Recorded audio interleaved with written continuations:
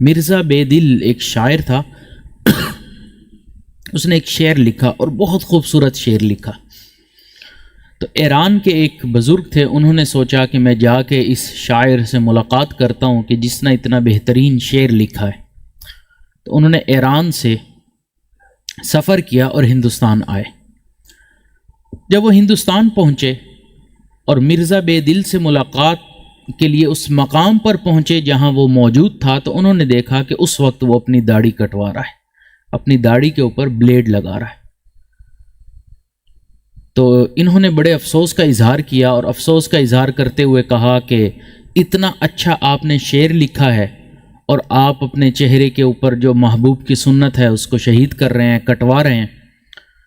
تو اس نے آگے سے جواب دیا کہ میں صرف داڑھی ہی کٹوا رہا ہوں، کسی کا دل تو نہیں دکھا رہا، میں صرف داڑھی کٹوا رہا ہوں، کسی کا دل تو نہیں دکھا رہا۔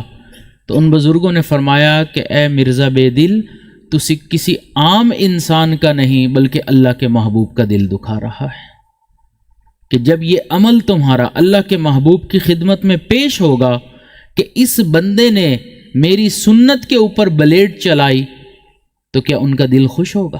بالکل خوش نہیں ہوگا۔ تو جب انہوں نے یہ بات کی تو اس کے دل کے اوپر یہ بات لگی اور اس نے توبہ کی، اور پھر اس کے بعد اس نے یہ شعر لکھا کہ جزاک اللہ کے چشم باز کر دی، مرا با جانا ہم راز کر دی، کہ اللہ تجھے جزائے خیر عطا فرمائے کہ تو نے میری آنکھوں کو کھول دیا اور مجھے میرے محبوب سے ملا دیا۔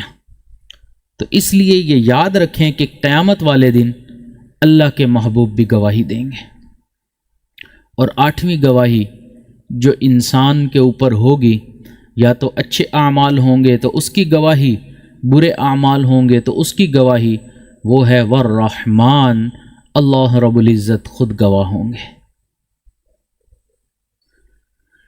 اللہ تعالیٰ قرآن مجید میں ارشاد فرماتے ہیں کہ وَلَا تَعْمَلُونَ مِنْ عَمَلٍ إِلَّا كُنَّا عَلَيْكُمْ شُهُودًا، تم کوئی ایسا عمل نہیں کرتے کہ قیامت کے دن تمہارے اس عمل پر خود گواہ ہوں۔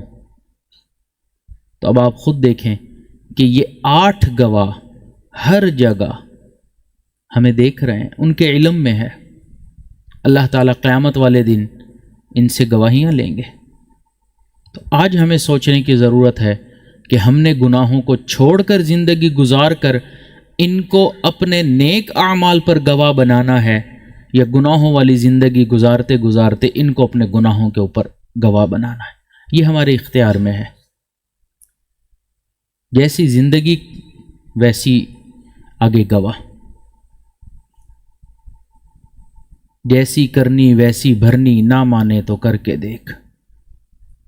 جیسا ہم کریں گے قیامت ویسا ہی ہمیں اس کا جزا ملے گی۔ تو اس لیے ہمیں چاہیے کہ رمضان المبارک کے اس لمحے میں ہم اللہ رب العزت کی طرف رجوع کریں اور اللہ تعالیٰ سے دعا کریں کہ اے اللہ ہمارے گناہوں سے ہمیں محفوظ فرما۔ اگر کوئی بھی 7 گواہ نہ ہوتے، اللہ رب العزت پھر بھی ہمیں دیکھ رہے ہیں نا، عالم الغیب ہیں، اللہ تعالیٰ سینوں کے بھید جاننے والے ہیں۔ تو اس لیے بس اللہ تعالیٰ سے اتنی ہی درخواست ہے کہ اے اللہ غم حیات کے سائے محیط نہ کرنا، کسی غریب کے دل کو غریب نہ کرنا، میں امتحان کے قابل نہیں میرے مولا، مجھے گناہ کا موقع نصیب نہ کرنا۔